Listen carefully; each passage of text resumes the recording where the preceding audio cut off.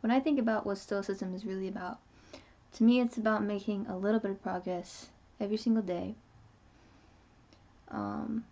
and trying to be better than you were yesterday.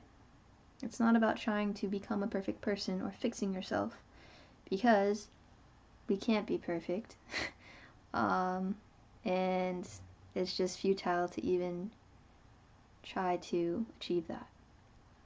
Especially if you're doing it in the hopes that it will make you happy.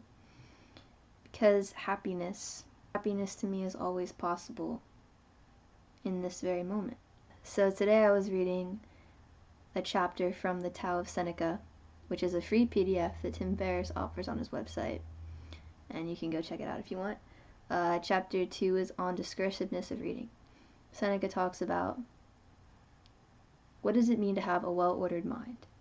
A well-ordered mind is one in which you absorb information and you apply it to your life, and you're not always looking for the next thing. So it's not your goal at the end of the day to have read more than anybody else or to know more than anybody else. Constantly jumping from one thing to the next, one solution to the next. Are you ever solving your problem? You're not, because you're not sticking with anything long enough to actually make a difference. It's about what have you actually applied to your life? What have you read that has actually brought you value? Seneca says in his letter, "Food does no good and is not assimilated into the body if it leaves the stomach as soon as it is eaten, and in reading of many books is distraction." This is the typical approach to Stoicism. Pick up a book, you read a passage about something that you want to work on that day, and you apply it. And at the end of the day, you reflect on what you learned. It's not about trying to fix yourself. It's not about trying to become perfect. It's not about reading a million books. It's about making a little bit of progress each day and being better than you were yesterday.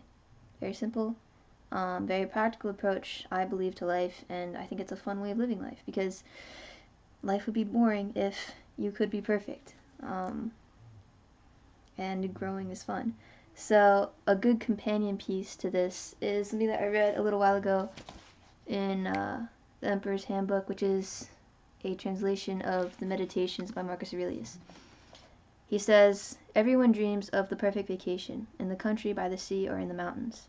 You too long to get away and find that idyllic spot, yet how foolish, when at any time you are capable of finding that perfect vacation in yourself. Nowhere is there a more idyllic spot, a vacation home more private and peaceful, than in one's own mind, especially when it is furnished in such a way that the merest inward glance induces ease." Then he goes on to talk about what makes us anxious. The wrongs of others. He talks about our lot in life, being in physical pain or distress, or worrying about what others think of you. And he says, remember to take those little vacations into yourself. Whatever you do, don't be troubled or anxious, but be free and look at things like a man, a human being, a citizen, a part of the creation that must die. Chief among the thoughts close at hand, keep these two. First, that nothing outside the mind can disturb it. Trouble comes from the mind's opinion of what lies outside it. And second, that everything you now see will change in a moment and soon be no more. Can you even begin to count the changes you've already witnessed? And this is my favorite part. The world is change, this life opinion. So I feel like those two passages tie in really well together. You have Seneca talking about how, constantly flipping between different texts and not taking any time to apply what you're reading to your life isn't bringing you any value. And then Marcus Aurelius talks about how we allow things to disturb our peace that are really in our control, insofar as it's our opinion that's really disturbing our peace and not really anything that's happening outside of us. Together, these two pieces just get to the heart of what I'm learning about Stoicism, which is that, again, it's not a fix. You're not fixing yourself. You're not trying to become perfect or anything like that. You are growing a little bit every day, whilst being happy with the way that things are, because there's always something to be anxious about, sure, but there's always something to be grateful for and to be happy about. You're perfect the way that you are, as cliche as that sounds, but it really is true. And I think it's good to remind ourselves of that every day, that we are perfect the way that we are.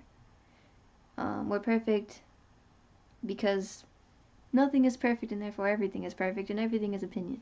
So I'm learning to like not approach this study or to approach life with the intention of, you know, achieving perfection. Really, I'm not trying to fix myself. I'm just trying to live the best life that I can, be a little bit better than I was the day before, and have fun.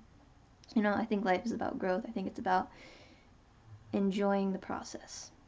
You know, gratitude. So that's what I'm focusing today. I hope this has brought you some value, and thank you for watching. More to come soon.